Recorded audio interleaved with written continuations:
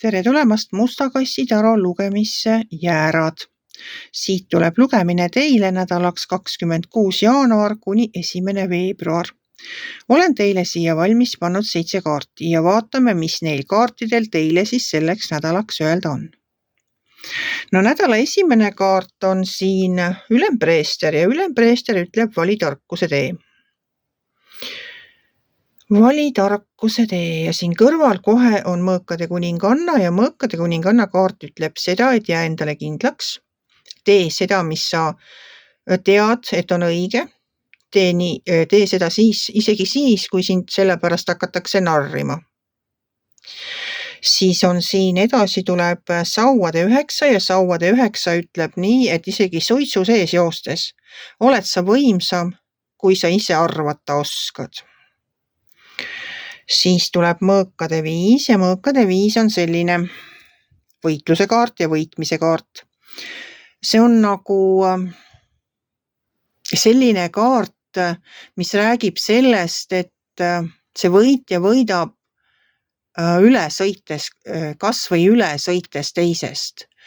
Et seda, kes selles olukorras võidab, see võit ei pruugi rõõmustada, sellepärast, et selle võidu hind on liiga kõrge. Kui teie nüüd olete otsustanud, et keegi teile tugevalt liiga teeb ja tuleks tal vaip jalge alt ära tõmmata ja võita igal võimalusel, siis mina seda ei soovita.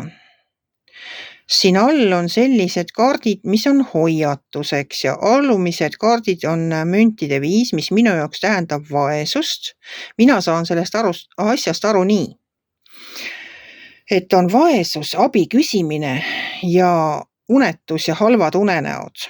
Et kui need nüüd kaasnevad sellega, et te ise näiteks üritate oma kiusajatele või nendele, kellega te siin võitlete, vastu hakata ja mõtlete, et nii, nüüd ma maksan neile küll selle eest, mida nad mulle on teinud ja punnin siin igast vahendeid valimata, siis võib juhtuda, et selle tulemuseks on teil vaesus, abi küsimine ja sellised halvad unenäod.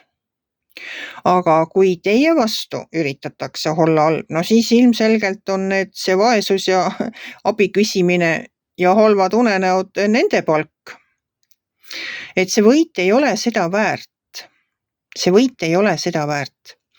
Mis ma kokkuvõtteks oskan öelda? Tehke targad otsused. Seda muidugi kergem öelda kui teha.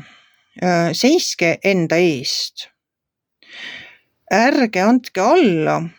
Ärge võidelge kellegagi viimase veretilgani talle nagu ära teha üritades.